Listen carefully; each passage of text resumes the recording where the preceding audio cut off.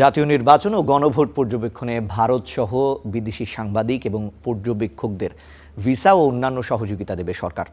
বিকেলে এক ব্রিফিংয়ে পররাষ্ট্র উপদেষ্টা তৌহিদ হোসেন জানিয়েছেন, সরকার চায় সর্বোচ্চ সংখ্যক বিদেশি নির্বাচন পর্যবেক্ষণে আসুক, তবে আগ বাড়িয়ে কোনো উদ্যোগ নেওয়া হবে না।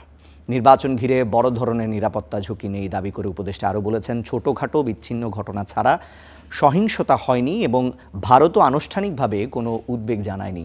বরং যারা নির্বাচনে অংশ নিচ্ছে না তারাই নির্বাচন বানচালের চেষ্টা এবং সহিংসতার কথা বলছে। রোহিঙ্গা প্রত্যাবাসন প্রসঙ্গে পররাষ্ট্র উপদেষ্টা বলেন, কিছু অনিয়মের অভিযোগ থাকলেও প্রত্যাবাসন প্রক্রিয়া বাধাগ্রস্ত হবে না।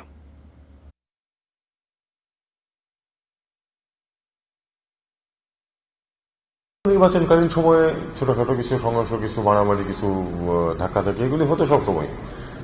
এবার তার থেকে কোনো বেশি কিছু হয়েছে এটা তো আমার তো মনে হচ্ছে না।